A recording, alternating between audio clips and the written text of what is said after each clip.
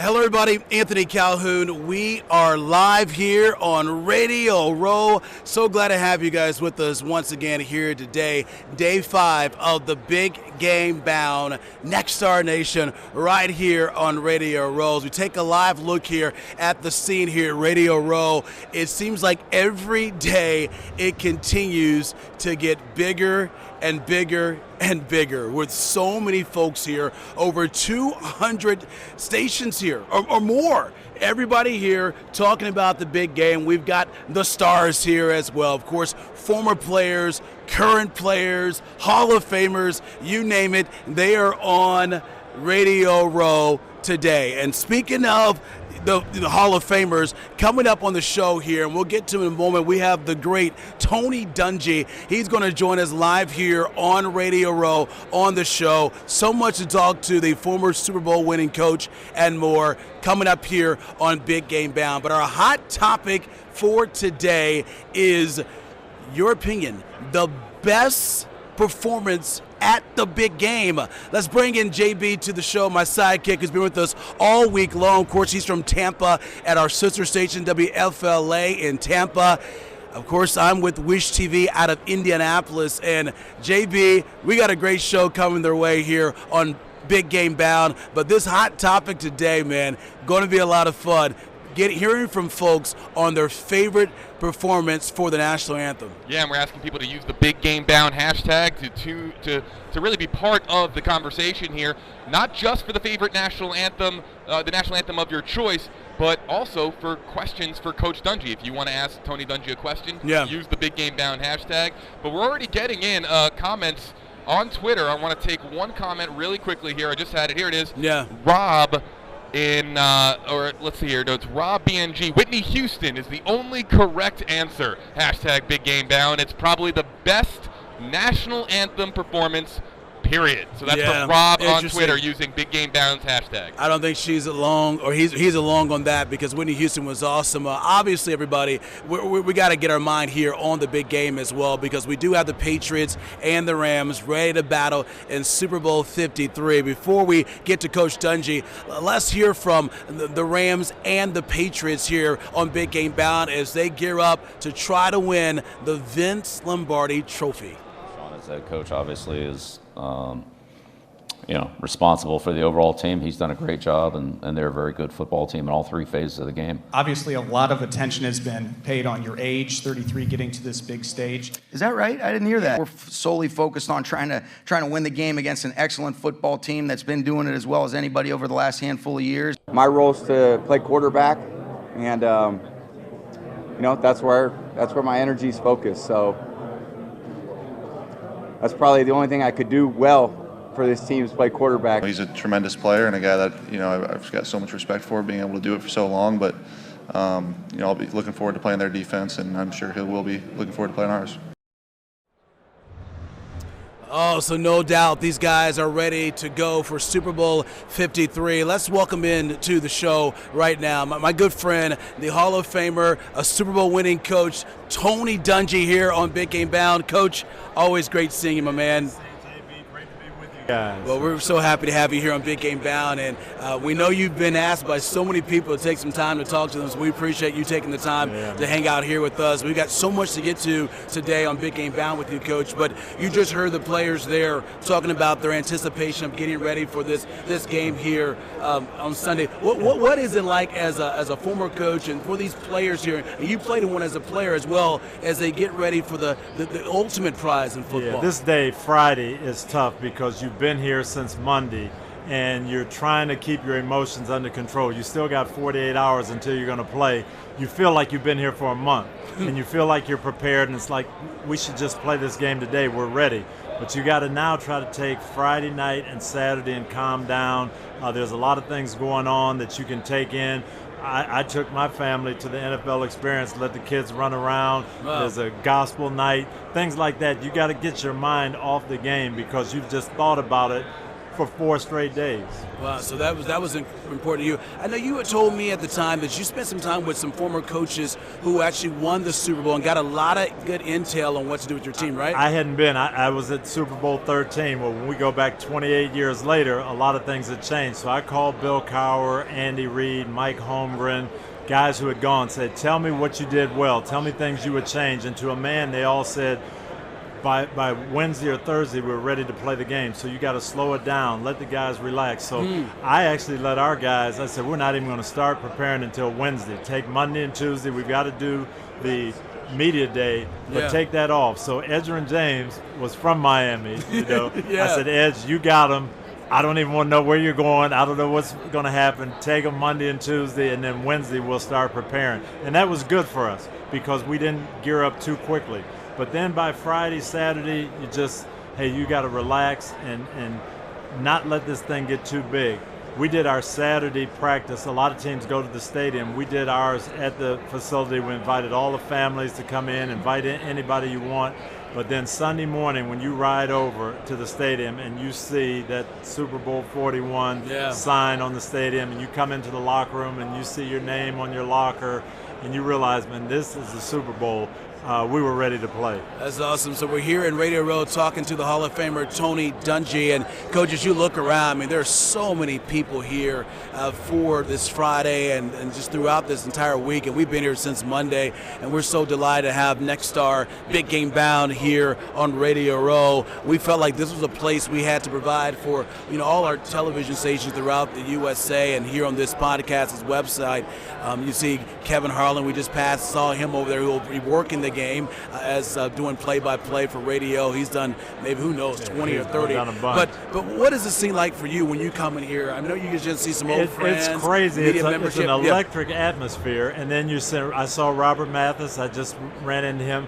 Rod Woodson, who I coached as a rookie in 1987. I hadn't seen Rod in a long time. Just ran into him. You see celebrities in here. My son Justin has me, he said, you got to keep an eye out for Travis Scott. If you find Travis Scott, you got to take a picture with him. So, you know, I'm on the lookout for people. It's crazy. I love it. Yeah, we matter of fact, speaking of celebrities, your oldest kids would know about this celebrity. We had a chance to run into the Backstreet Boys, Coach, because our theme today is your favorite performance for the national anthem. So we didn't get a chance to ask him that, but I did get a chance to catch up with some of the guys from the Backstreet Boys. Let's take a look. Take it easy, guys. Awesome. Welcome to how cool is it being here at the Super Bowl? How awesome is it? We're super excited. Very excited. We're here because we have a commercial with Chance the Rapper, Flaming Hot. Doritos. So, all right, good seeing you guys. Awesome. I mean, can you believe that right there? I mean, those guys, they had a lot of fans back in the day. JB, that was JB's favorite group growing up, right, JB? You're killing me. You're killing me, AC. Hey, JB, we have any comments from Coach right now? Anybody reaching out to Coach Dungy or anything about the national anthem at all? There's a lot of action going on right now with the Big Game Bound hashtag. A lot of people who are sharing our stream, and we really appreciate that. A lot of people using that Big Game Bound hashtag. Let's see. They're coming in every minute, but we're asking for questions and comments, so feel free to use the Big Game Bound hashtag to ask a question to Tony Dungy or tell us your favorite national anthem performance of the big game. Yeah, okay, so we want to hear from you. Hashtag Big Game Bound. Coach, as far as the game here, so we got New England and we've got the Rams, obviously, and so let me start first with the Patriots. And you've had your share of battles with them when you were in Indianapolis, and I remember there was a time when the Colts had eight straight years, 12 wins or more. We thought for sure that record would never be broken, and then Bill Belichick comes around, Tom Brady, they do that. But the fact they're here for the third straight year, put in perspective for the folks watching us right now, just what we're seeing, this dynasty, and how difficult it is to accomplish what they've been able to accomplish. You know, I was in the National Football League for 31 years, played with a great Steeler team, coached in some great organizations. I went to 2 Super Bowls in 31 years. It's hard to do. It takes a lot, and so to say you've gone 9 times, you know, in 19 years, that's pretty incredible. And you have to give them a lot of credit. Of course, their quarterback, Tom Brady, has been able to stay healthy, but Bill Belichick, in crafting this system and this organization, it stood the test of time. Yeah, and we were at a debate with one of your colleagues and Chris Sims on Monday, actually our first show here. I asked him, does he think Tom Brady is the greatest quarterback of all time? And Chris gave us an interesting perspective. I don't know if we can, JB, do we have that anywhere around? Can you find that real quick? You got it? Okay, let's hear here for his perspective. Come on, it's unreal, his career achievements. I will not say that Brady is the greatest quarterback of all time. You will not say that? I will not. Why? Brady, he is certainly top 5. I'm not going to make it just about rings, though. That's not fair. I think if Aaron Rodgers was on the on the New England Patriots, they would have the same amount of rings, too. Right. So he's awesome. People in New England hate me because I have that take. And it's not a take. It's just what I feel, and I've been around it for a long time. You're going to tell me my dad's better than Phil Simms is better than Dan Marino because he's got one more ring than he does? No, that's I like a your lie. Dad, though. So there you have it there, Coach. As far as you just heard there from Simms saying that he feels like that, hey, I don't know if he's in the top 5 of the best of all time. And he gave an interesting comparison, too. He said the fact that, hey, listen, my dad won 2 Super Bowls. Dan Marino didn't win any. Does that make my dad better than Phil Simms? That's it. And his dad been Phil Simms better than Dan Marino? Give me your take. Is he the greatest of all time? It's so hard to compare across eras, and you have to understand how much the game has changed. And you have to say that longevity and winning, you have to give that something. But when you just look at individual performance, quarterbacks today, you can't hit them below the knees. You can't hit them above the shoulders. That wasn't true for a group of players who played. They got hit everywhere. Their receivers got hit. It was tough to complete passes. And you threw interceptions because the rules favored the defense then. Now the rules favor the offense. So to say, well, you put up this many yards and won this many Super Bowls in this era, I agree with Chris. You can't just say that makes you the best. And then you look at coaching. He's had great coaching. And consistent coaching for 18 years. Wow. And you look at, I'll look at Troy Aikman. He won 3 Super Bowls. Jimmy Johnson and Jerry Jones, the marriage broke. Had Jimmy Johnson stayed there 10 more years, maybe, Troy wins 5 more Super Bowls. Who knows? So there's a lot to take in there. Tom Brady's great. To say that he's the absolute very best that have played. People don't even know the name Otto Graham. Otto Graham won time and time and time again, dominated the 50s with Paul Brown, and people don't even think of him. So there's a lot that goes into it when you say this is the greatest ever. Well, we're talking to the Hall of Famer Tony Dungy here on Big Game Bound, and of course he's got a book coming out very soon. As a matter of fact, it's out now. One of the things is out now. We'll talk to him more about that in a moment, but I want you to tell the folks a little bit about the scenario when you were dealing with the Super Bowl with the Colts, and tell them how it all works out, where the players are at the team hotel for so many days, and then they transition to another hotel. Take them through that, because this is a great story, folks. Everybody does this because the league puts you at a hotel when you come in on Monday, and you stay there the whole time. Most people don't stay there Saturday night because now all the fans are in. They want their players to get a good night's rest. And they're always worried about the other team maybe sabotaging, pulling the fire alarms or whatever. Right, So everybody goes to a secret hotel on Saturday and spends the night. So we were here all week at the Marriott, and then we transitioned to our Saturday hotel. They brought us in the back way through the kitchen because they didn't want the word to get out. So I always take a walk on Sunday morning with Clyde Christensen, my receivers coach. Yeah. We took a walk and we took a wrong turn, and we're trying to get back, and we're like, what is our hotel? We didn't even know the name of the hotel. And we're walking thinking, what if we don't make it to the game because we don't know where we are? It was crazy. Yeah. Well, they do that for an important reason, though, because it makes sure that they don't have to deal with a lot of distractions for the big game, right? Yeah, want that security, and they don't want people coming in and well-meaning, but people wanting autographs, people wanting to get pictures with the players. So to go someplace where no one knows where you are, that's the goal. But unfortunately, we didn't know where we were. We're going. That's right.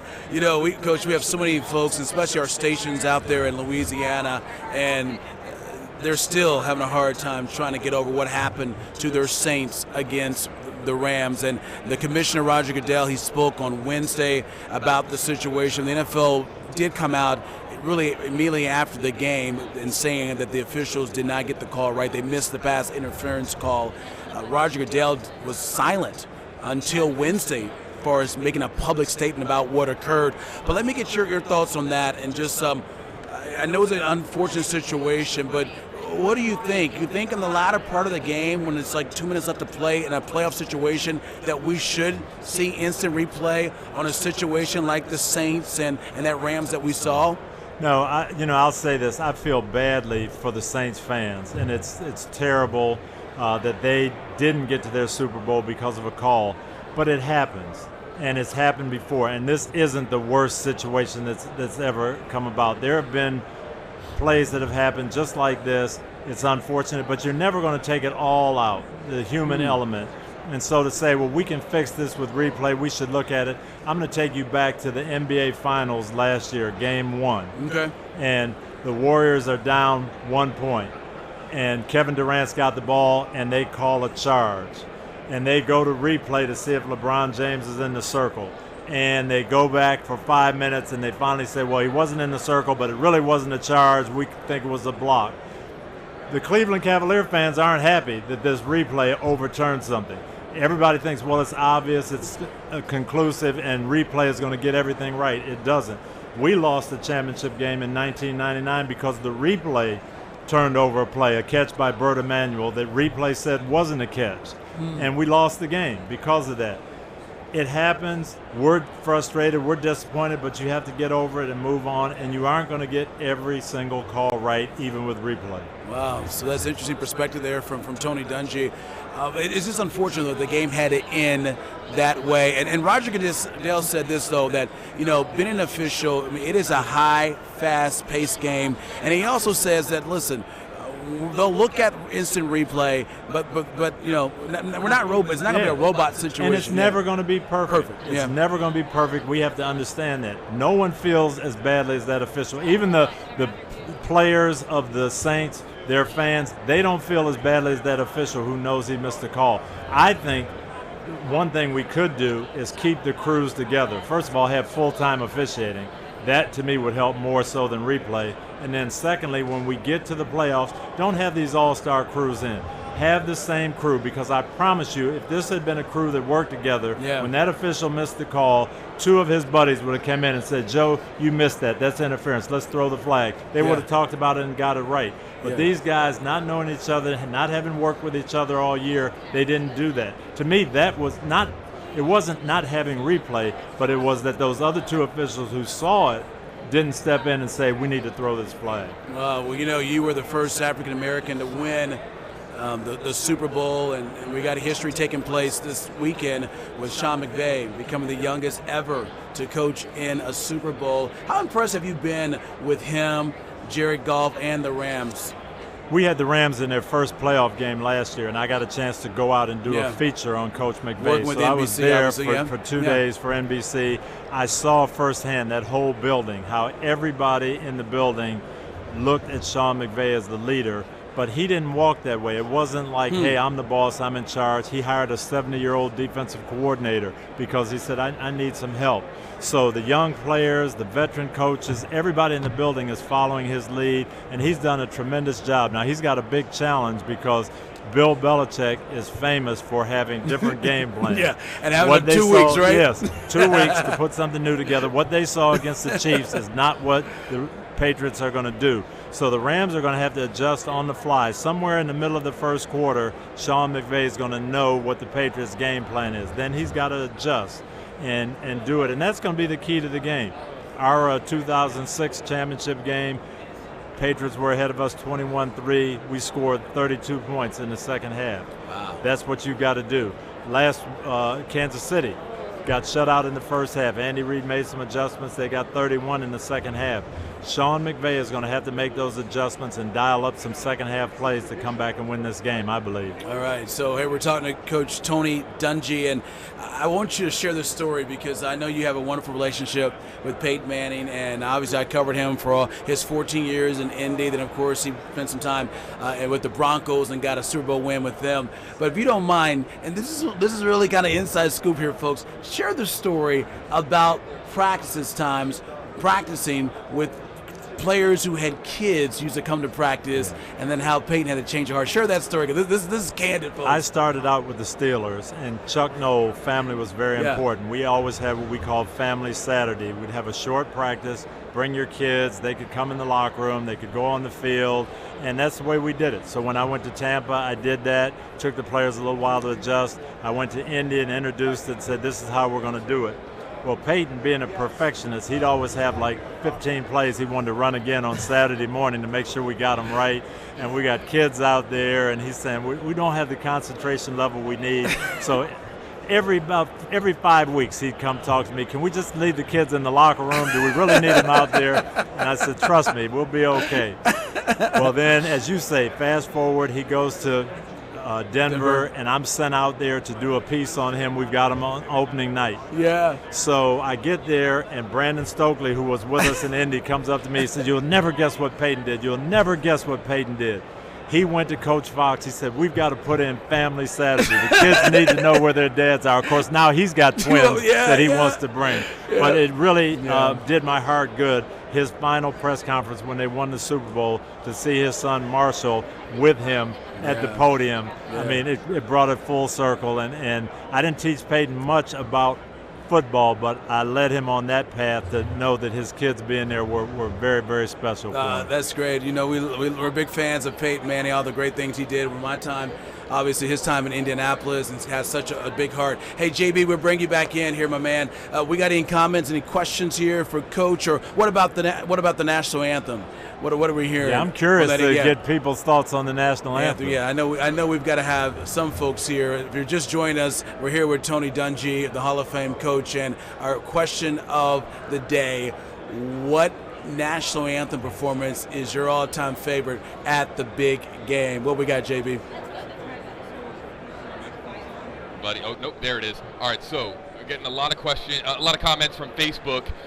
Tom from Georgia says every Super Bowl anthem was the best. It doesn't matter who sings it. And then David with this pick from circa 1999. Don't forget about Cher in 1999 performing at the Super Bowl, the national anthem. Wow, so we take a live look here. We just got a big superstar that just arrived here, right over there, Coach, one of the best tight ends in the NFL over there with Kansas City. And we got the shot there, and man, did he have an incredible, Mr. Kelce had an incredible year here with the Chiefs, right? Yes, Travis Kelce. Yeah. Fantastic. I know he's disappointed. I saw Patrick Mahomes just around the corner, and they're very disappointed they're not here, but that's life. It's tough to get to a Super Bowl. Yeah, what Patrick Mahomes was able to do with having someone like Kelce this year was incredible, right? You think Mahomes will be MVP, right? He has got to be the MVP. First year as a starter, and just the way that he played, putting up those yards, 5,000 yards, 50 touchdowns, and taking the team without a great defense all the way to the championship game, I would think so. All right, so there you have it right there. Mr. Kelce hanging out here on Radio Row. And Coach, this is what it's all about. I mean, you see everybody here, all these current players. I mean, this really is the place to be when you want to come down to the Super Bowl. Of course, you got to have access to get in here as a media credential, part of the media, obviously, or a former coach or current player. But this is the place to be. It really is. It's so exciting. And, leading up to things, on Friday, everybody's still buzzing about the game. Some people are just getting in town. Other people have been here all week. But the thought is, what is going to happen on Sunday afternoon? All right, so Coach, you've got a new book coming out, so I want to talk to you about that. And I've read all your books, but this one right here, it is the soul of the team, right? Yes, it is. And so tell us all about that, because I'm looking forward to seeing this, reading this book. Well, since I retired, I get asked a lot to speak to high schools, to sports teams, to businesses. How do you put together a winning team? How do you get a group of people to come together and focus on a goal and function as a unit? And so we wanted to talk about that and give the principles. And the soul is actually the 4 principles that you need. S is for selflessness. O is owning your role. U is being unified, and L is having a larger purpose. And we just feel like that's the key. So to get it across, it would have been easy to talk about all the positives from our teams, but when you want to give negative examples, you don't want to throw people under the bus. So we created a fictitious team I got selected to come in and help them out. They've got a lot of talent, but they're struggling. And so they hired me as a consultant to come in and fix things. Okay. And I get them with this sole principle, and they go on, and well, I'm not going to ruin the book, but they go on to have a great year. But that's what it's about, and the principles in there apply whether it's football, whether it's businesses, whether it's family, any organization where you're trying to get people to work together. That's great. We got Mr. Decker here hanging out as well, right over here to our right. And, as we mentioned before, a lot of players here. And you talk so much about the players that you've encountered throughout your career in the NFL as a coach. I know that's part of not just this book, but your prior books as well, because those relationships are important to you. That's really what it's all about. People think it's about winning, it's about being paid, it's about recognition. But when you talk about what's your larger purpose, what brings everybody together, to me it's the relationships and bonding in that locker room and saying we want to do something special together. We want to be the best team in football, and we need each other to do it. And when you do that, you build tight relationships that last a lifetime. Yeah, speaking of a lifetime, I feel like this guy's been here forever. Evander Holyfield. I got to see him. I did. Yeah, we got some shots of him right Yep. now. Ashley doing a wonderful job there. Yep. What was that like getting a chance to see him? Like, You think man, of all heavyweight the champion. Yeah. Yep. Yeah, and there's so many just these athletes here, not just the football players, but as you mentioned, these boxers as well. As a matter of fact, we got Deontay Wilder is going to join us a little later here on the Big Game Bound. But when you look at Holyfield, man, obviously we all know the story with him and Mike Tyson. But what was it like getting a chance to connect with him? 'Cause I know he was just as honored to meet you. Well, it was special to me. I love being around people who have accomplished great things, and to get to the top of your profession, to be the best in the world at what you do, that's very, very special. So I got my picture taken for sure. You got your picture taken with them. That's great. And so, Coach, for the folks out there watching us right now with your book here, and I know we have a lot of businessmen and women that have companies that, they're in the leadership role. Why is this book good for them? I think it will teach them how to get people together and on the same page, and will also teach them that talent isn't the most important thing. Getting the best employee, the best person, the most qualified person isn't always the key. Getting people who can work together, who can put their individual goals below the team goals, getting people who can work with diverse others, getting people who can say, you know what, I would like this role, but that's not the role I'm in now, and I've got to flourish and I've got to do my job the best I can. To me, that's one of the keys too. Coach Noel, my coach with the Steelers, when I played for them, I was a backup safety, a special teams player. I carried the projector to the meetings. Yeah. I had some different things that I did. I was on the scout team to simulate what the other team was going to do. But Coach Noel had us feeling if we didn't do those jobs as best we could, we weren't going to win.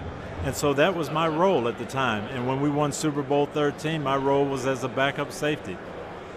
28 years later, my role is as the head coach. It's different roles, but if I didn't perform them well, we weren't going to win. So to me, the book kind of describes all those things that help leaders put a good team together. Yeah, well, you've had so many New York Times best-selling books, and I just remember your first one that came out, Quiet Strength. I remember having some tears just reading that because it was so emotional. But we really saw a really personal side of you, and I know you try to do that with your books that you have, and you really dive in on those books, right? I do, and I want to let people know what's important to me. That Quiet Strength was basically my life and the lessons I wanted people to take from it.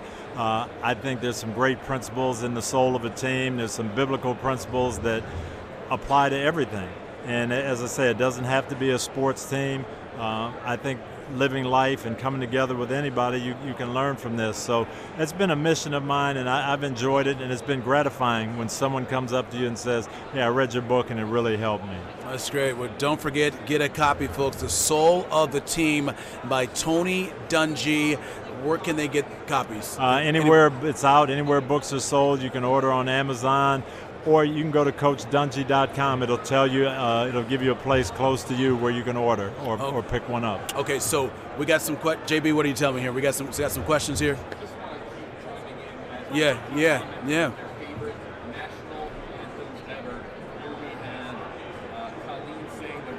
best ever. Mm-hmm.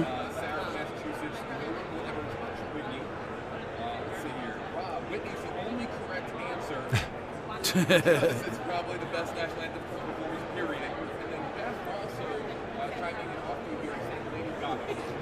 Lady Gaga, that was impressive. Lady Gaga, yeah, you know what? She was impressive. Yeah. I thought she was too. Even our sidekick here, Haley, she's all over that one. She thinks Lady Gaga. But the thing about Whitney Houston and Whitney, the performance itself was dynamic, but you have to remember the times. And we're coming off the Gulf War, and everybody wanted to be patriotic. And, you know, we had this era of where are we as a country, and Whitney blasted that national anthem out, and I think everybody in America that day was, at that moment, was proud to be an American. Yeah, I think so too. So you're going with Whitney Houston. I'm Whitney Houston in Tampa, my hometown. That's right. It was in Tampa. What about Jennifer Hudson though in Tampa? Jennifer was great in Tampa too. Yes, she blasted too. And I just think Whitney, the atmosphere and the time and the moment we were in was special. Okay, anything else, JB? What else we got? Okay, so we're going to play this real quick, Coach. We got some predictions, all right, some bold predictions. You know, we got our whole entire Next Star team reporters out here, right? Nothing like last year, though, man. We were in Minneapolis. That was just brutal, right? Minneapolis was cold, but I'm glad we're not there this year. Right. 50 below, 0, you name it, right? Well, we got some bold predictions, and so yesterday we showed Kevany, who's a part of our team. Let's hear from Lily. How about Lily right now get her bold prediction on the Super Bowl? Lily's out here about to go live, but I just wanted to say my bold prediction of the game is that the Rams will come away with their second Super Bowl win. I think Todd Gurley, the guy who went to Georgia, who mentored Sony Michel, I think he's going to get a game-winning touchdown, and the Rams fans are going to be going home with a Super Bowl victory.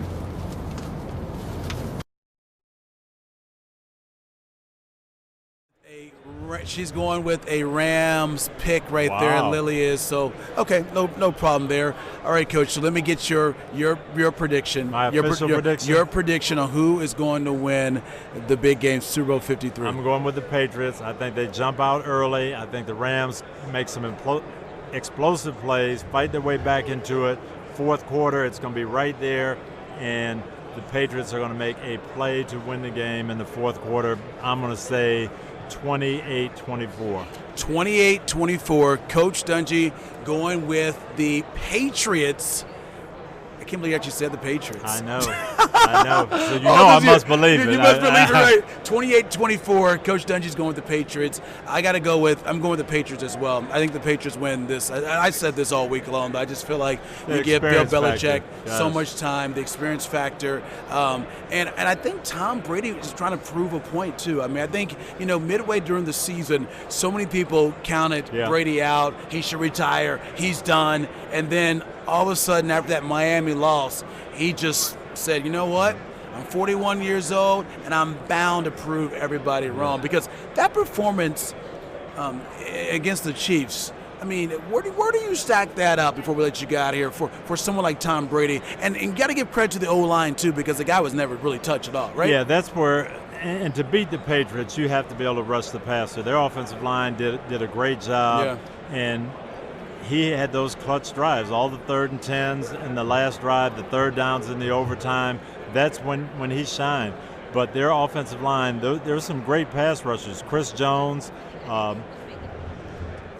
the outside rushers, D. Ford, and Justin Houston were not able to get there, and Brady had time. Now, that is the one way, if the Rams win, I'm going to give you 2 names to think about. Okay. It's got to be pass rush. It's got to be the defensive line. Bill Belichick will not let Aaron Donald wreck the game. He's going to get double teamed wherever he is. They're going to have a good scheme to take care of him. Yeah. And Ndamukong Suh and Dante Fowler, if they're going to win the game, those guys have to have a big game rushing the passer. As a matter of fact, if I was Wade Phillips, I would tell Ndamukong Suh tonight or Saturday morning, you have to be the MVP of this game. They're going to block Aaron Donald. You're going to get singled. You've got to get the pressure up inside, and you got to have the game of your life. If we're going to win, it's got to be you. Okay, Coach, thank you so much for your time. I know you're loving life. He's on NBC. You told me that you understand why the TV folks have it so easy now because they get spoiled more than the players, right? I understand, though, that's network TV people. I thought players got babied a lot. I thought we took care of all their needs. nothing like how I'm treated now at NBC. They treat you like a king and take care of everything you need. So, yeah, I am loving life. And you're loving life. And obviously you've had, 2 Super Bowls. You've been part of NBC. Yes. The third one will be in Tampa 2 years from now. Yes. So I know that's just going right down the street, right? Yep. Yes, okay, sir. One more time, JB, we can put his book up on the screen, The Soul of the Team by Tony Dungy. Folks, go out. We got everybody watching throughout the country. Go out and get a copy of this book, of Tony Dungy's book, The Soul of the Team. I know you would be truly blessed to get that book as well. Coach, you're the best, my man. Appreciate you so much. You. Thank you, my Tampa brother, JB. That's right. Tampa brother, JB, Haley, and Ashley here as well. We appreciate it, Coach. And he says Whitney Houston is the all-time favorite for him for singing the national anthem. Coach, we'll let you get out here, my friend. Thank you. All the best to Tony Dungy and JB. We appreciate it. Folks, we're going to 2 o'clock. Wow, what an interview. What a time here with head coach Tony Dungy, the former head coach of the Bucks and the Indianapolis Colts. JB, man, there are a lot to take in from what we just heard there from the coach. You got to love what he said, though, about Peyton Manning and that time there where Peyton didn't want any of the kids around, but now that he started having kids, he's like, hey, we got to bring them into practice. I mean, was always one of my all-time favorite stories about number 18 from the head coach himself at the Colts, of course, and Tony Dungy. Yeah, what a dynamic union between the two of them, right? To hear a story about Peyton Manning and Coach Dungy, those years with the Indianapolis Colts when they were the talk of the NFL and what Peyton Manning was able to do at an MVP level. Let's not discredit Tony Dungy for what he was able to do in Indianapolis. Really just an incredible coach, an incredible human being, and I think I'm going to have to go pick up a copy of that book because that definitely sounds like a great read. Absolutely a great read. Yeah, so we've been talking about predictions here as well. I like to see but I think the Patriots will get it done coming up on Sunday. I know you picked here. Who did you pick? You didn't give us a prediction. Who do you like? Who do you like, JB? Oh, man. I'm not there yet. I'm not there yet. No.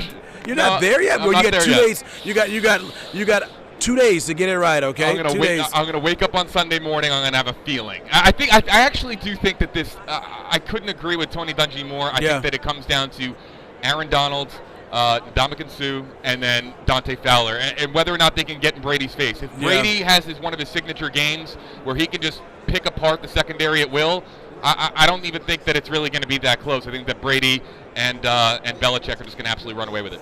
All right. Hey, by the way, so these predictions we've been talking about, bold predictions. Let's hear from some more members on our team. How about Andrew out of our sister station in Fresno? I know he had a prediction on who's going to win Super Bowl 53. Andrew Martin from KSEE and KGPE TV. Here's my bold prediction for Super Bowl 53. I think the Patriots are going to win the game. I see Philip Dorsett having a big game for New England. I think Tom Brady is going to find him for a big pass play at the end of the game. I do think that TB12 will end up being MVP of the game. So I think the Patriots win by 10, but I think Philip Dorsett is going to have a big game. That's my bold prediction. Okay, I think that I think that it's fair to say that Andrew maybe a little bit conventional with his bowl. I like the Philip Dorsett pick. I think that if Rob Gronkowski and Julian Edelman see a lot of double coverage all night, that it's the guys like Chris Hogan, guys like Philip Dorsett that are going to be the ones that are going to have to step up and make some big plays for Tom Brady. All right, so who else we got from our crew? Let's hear from somebody else from the crew. Who else would we get? We got Todd Summers. Want to hear from Todd Summers? Let's hear. We just saw Todd here actually doing some interviews with some of the coaches and players. Let's get Todd's take. Of course, he's from our sister station as well, from South Carolina, from Spartanburg. Hey, this is Todd Summers with WSBA TV. My bold prediction is that the Patriots are going to win this Super Bowl in a high-scoring affair, but it's not going to be Tom Brady that seals the deal. It's going to be the Pats' defense that makes a play on Jared Goff, perhaps picking off the ball late in the contest to seal the deal. One more bold prediction. I think this will be the final Super Bowl championship for the combination of Tom Brady and Bill Belichick. Hey, see, back to you guys. Wow, so how about that? Todd saying the final Super Bowl for Brady and Belichick. you know, I don't know about that. Brady has made it pretty clear this week that he said zero chance here that he is going to walk away from playing football anymore. So we'll have to wait and see. You know, it is interesting though, because I'm just talking to a friend of mine, Jim Nance, a while back. You know, obviously the game is on CBS, and he had brought this to my attention. The last time CBS had the Super Bowl and he was calling the game, it was the Super Bowl with Peyton Manning in Denver. And we all know what happened after that game. The Broncos win, and then Peyton Manning, he would eventually walk away from the game. So wouldn't that be something, JB, if, you know, another game here on CBS for the Super Bowl and Nance is calling it, and then Tom Brady walks away and says this is it for him? It would be the most shocking announcement, because all indications up until this point has been that Brady is going to play for not one more season but multiple more seasons. So let's just say, right, let's dream here for a second. Let's just say that Tom Brady does in that post-game interview says, you know what, I feel it in my heart, this is it. I mean, imagine the reaction in New England. Imagine the reaction across the country. It would be the biggest headline, perhaps in NFL history, for him to walk out like that when no one saw it coming. Really, I don't think that's going to happen, but hey, you never know. You never know. You know, he's 41, and he's won so much. And if he gets 6, I mean, how much more do you want to keep? You know, how much more do you need? And, you know, we talk about Tom Brady and just, you know, is this it for Tom Brady? But what about Bill Belichick? I mean, he's really in the same situation. I mean, he's 66 years old. I mean, there is no doubt that coaching and at his level, it is a grind. It is about as intense as they come. And, you know, who knows? Maybe this may be it for him as well. I mean, how much more does he need to prove as well, JB? He's a closed book. You know, some people will AC or open books. We all know that Bill Belichick, in his personal life, especially in the decisions that he makes, he's a closed book. He's getting up there too, and eventually you have to ask yourself, what else do I have to prove? I mean, Bill Belichick obviously establishing himself as one of the greatest coaches in NFL history, if not the greatest. I think people in New England would be first to say that Bill Belichick is the greatest of all time. But yeah, I mean, people get so caught up in when is Brady going to be done that they don't ever talk about whether Bill Belichick is going to be wrapping up his career soon, and it could be happening in the seasons to come here. Maybe, who knows, maybe in a couple of years, could we see Tom Brady and Bill Belichick walk out on the Patriots and ride off into the sunset together? It's that would be pretty wild. That would be pretty wild. Hey, let's go to our Twitter and let's find out if we got any more folks talking about our hot topic today. Who's your favorite of all time performer of the national anthem? And I haven't weighed in on that, you know. I mean, Coach Dungy, if you're just joining us, he said that he liked Whitney Houston. That was his all-time favorite. And JB, have you weighed in yet? What's your all-time favorite? All right, so is it my turn? Are we yeah, going here? Yeah, We're you go with me? Go with okay, you. okay. Go with you, man. As I'm looking here at Twitter, I'm looking for Big Game Bound hashtag tweets, everybody. So please join in on the show. I don't even think that this is really that much of a debate.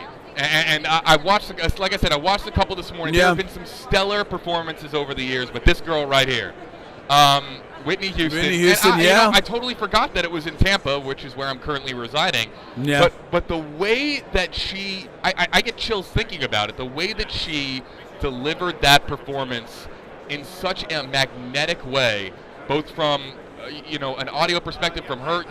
Tony Dungy was talking about just the pipes and her blasting it. And then also, she just had this look in her eye. She had this gleam in her eye that was so magical to see that night. And we were talking about the circumstances around the country at the time and how she was able to unify people. So I think hands down, it's Whitney Houston. And I've talked to people about this. I've asked people about this. What is your favorite national anthem of all time? And that's usually the first one. In fact, I sat down with former Packers wide receiver and former Minnesota Vikings wide receiver, now an analyst with Fox Sports. That's Greg Jennings. This was his take on who is the best to ever perform the national anthem at the big game. Take a listen. Whitney Houston. I mean, that's like Whitney Houston. I mean, say no more. Greg Jennings, like he said, who else? Whitney Houston. 2 words. Whitney Houston. She was without question. So you're going with Whitney Houston? Yeah. Give me yours. Give me yours. Okay. So you think about, you said Lady Gaga. I mean, that was pretty impressive a few years ago. I thought Jennifer Hudson was awesome. I remember being in the Super Bowl when Beyonce performed it down in Houston, her hometown. That was years ago, but she was thrilling as well. Kelly Clarkson, who was in my hometown in Indianapolis, was outstanding there. I know she got great reviews. I'm going to have to go with Whitney Houston. I mean, as Coach said, the time in America, Whitney Houston's voice. I mean, you never go wrong with Whitney Houston. So I'll go with Whitney Houston. We do have some one here from a guy named Alvin out of from our sister station in Memphis. He says without a doubt, Whitney Houston, hands down, no question at all. By the way, Gladys Knight is performing the national anthem on Sunday at the Super Bowl. Look forward to hearing from her. And JB, I want to get your take. What do you mean? I know it's kind of like the old school for you with Gladys Knight, but what do you think? I mean, about Gladys Knight doing the national anthem? Big shout out to my mom. My mom Dorian loves Gladys Knight, and my mom is a singer herself.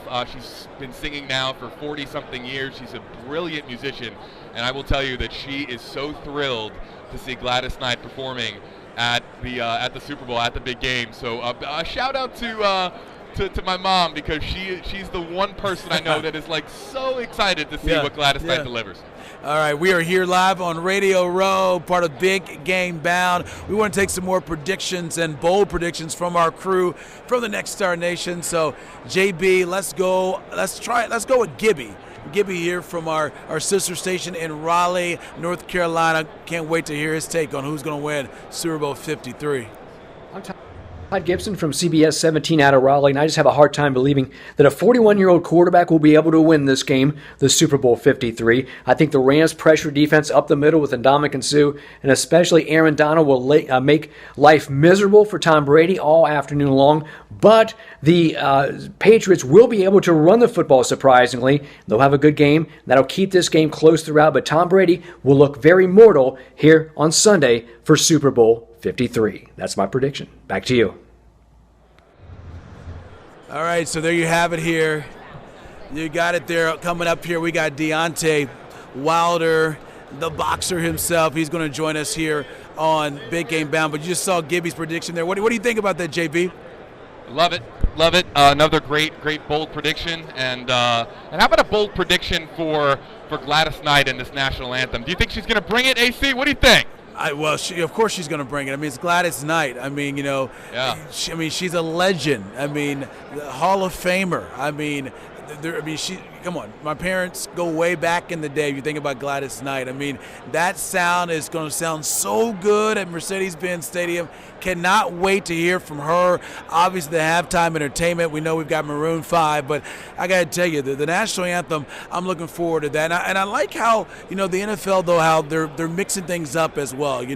Every year they try their best to, as far as the young folks that are involved, they always try to get different entertainment that can reach all ages. And so I'm loving the fact that Gladys Knight is going to be doing the national anthem. If you just joined us real quick, JB, to remind folks, we got Deontay Wilder. He's going to join us here. He's just moments away here on Big Game Bound. We're going to go all the way to 2 o'clock, and then don't forget, tomorrow we'll be here from 1 to 2 as well. More guests coming up on the Big Game Bound.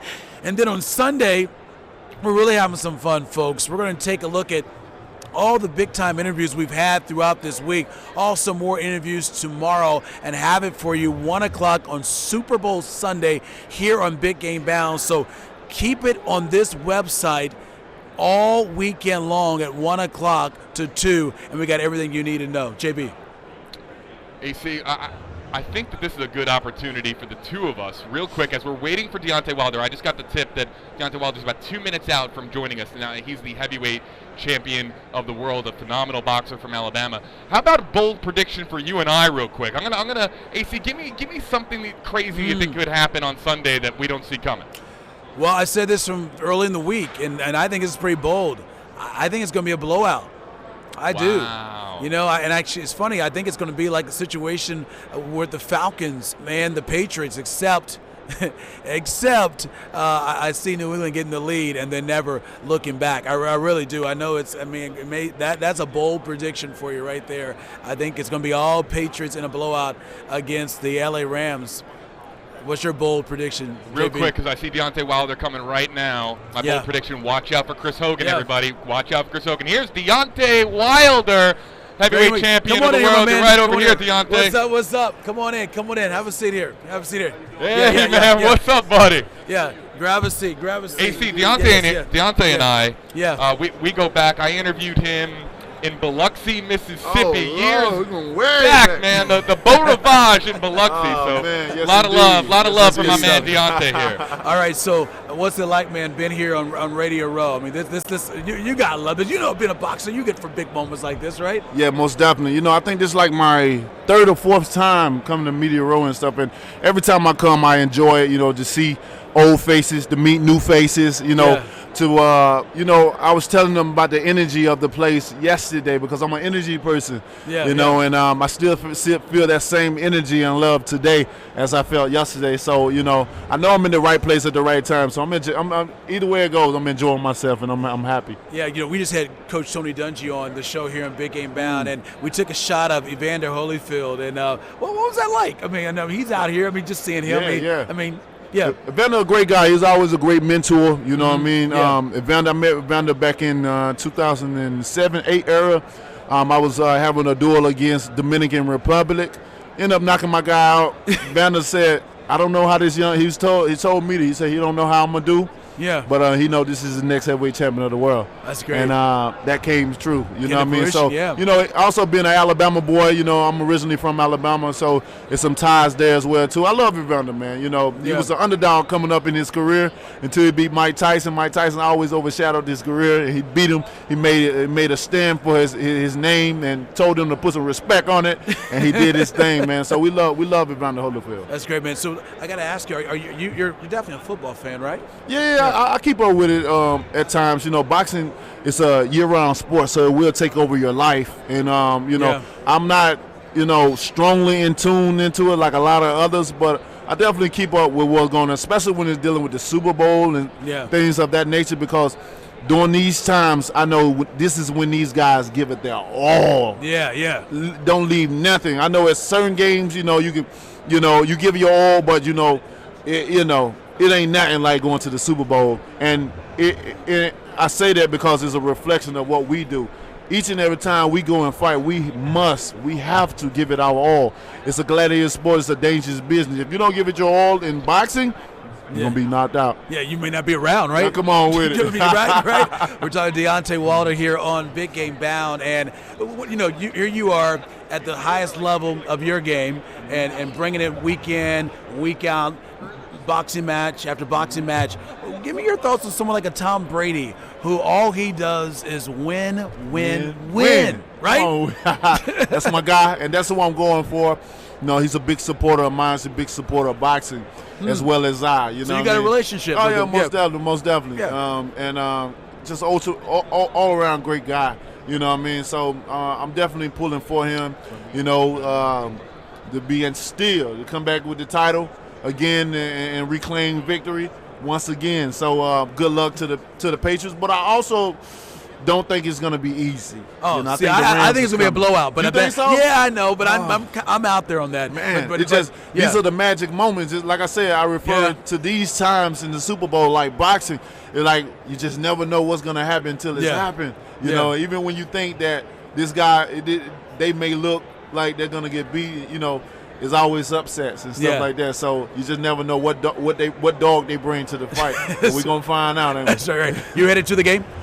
This time I won't be at this game. This game this time. Okay. You know, my life has changed dramatically, especially after my last fight.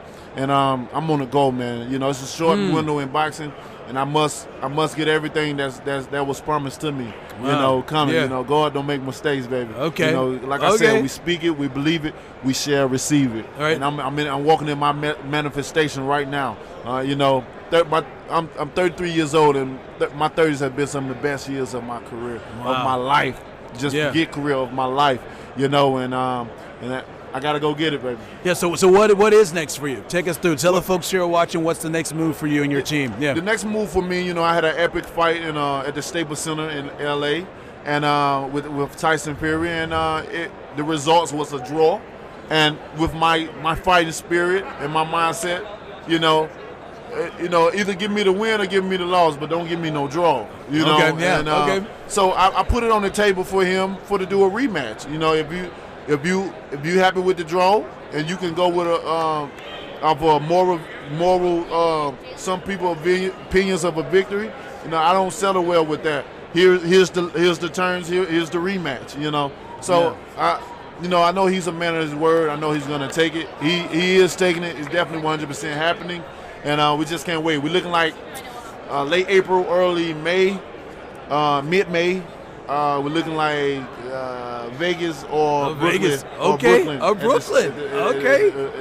At the Barclays Center. That's awesome. We'll see what happens. All right, well, good luck to you. We're talking Deontay Wilder. Yeah, go ahead, Jay. Hold on. AC, I don't know if you know this, but I'm a huge fight fan. Okay. I mean, this guy, I've been ringside for 4 of your fights nice. Way back when. Okay, Yeah. I have a question for you because this is a treat for me. I get to ask a question to the heavyweight champ here. Now, I want to know, you floored Tyson Fury. Yes. And you're thinking it's over, right? Right. You're thinking it's over. How did he get? I've seen you level people so many times. How did he get up from that? You gotta give him credit, right? Yo, I was blowing kisses at my fiance, telling her I love her. I love it, man. I was You thought it was over, man. Well, all I can say is, man, he had a lot of prayers over him that night. He also a gypsy too, so they believe in magic. He's crazy. He's crazy. Magic is real now. It is real. But I don't know, man. I don't. That's the exciting part about the sport of boxing is that it ain't over until it's over. But the one thing I did tell Fury, I told him that he's gonna have to be perfect in all 12 rounds, and I only have to be perfect in 2 seconds. And I displayed and showed that. So, but controversy sells. And it makes for a great fight the next time because we're gonna have so many eyes and viewers on this more than we had the first time. So I can't wait. I'm truly. All right, we got to get out of here. We got to get going. Run out of time here, but Anthony Joshua, real quick, come on, man. Hey, we'll see what happens after this one, but we definitely want him. Okay, we're gonna let you get out of here, but you got to show this to the folks watching. Let me see that bling right there, man. That is one. Can you lift it up over the mic there? Let everybody see that. Real quick. Like put it over here. Put it over here. Yeah, there we go. There we go. Yeah. Look at that. Yeah, basically just my logo. Even with this, it's just Deontay Wilder. Yeah, new clothing line I'm coming out with. And I love it, man. That is awesome, bro. Got all my children with necklaces on, representing. Awesome. I said, that's your daddy right there. That's Don't let nobody take it off. Hey, prediction. Who you like? Patriots? I'm going with the Patriots. Okay. I'm going with the Patriots. All right, my man, Deontay Wilder. Thank you so much, man. Yes, hey, sir. All the best to you, right? Hey, man, I may call you up. Might need a bodyguard one day, right? Hey, I'm the right man for the job. That's for sure. We know you are. We are. Man, he is massive. What are you?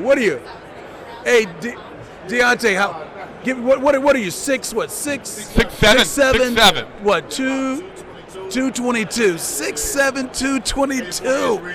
Damn, 84-inch. Wow. Oh my gosh, man, unbelievable. Bless you, man. Thank you so much, Deontay Wilder, the heavyweight, JB's superstar friend. The champ is here, everybody. Okay, so look, we got to wrap things up.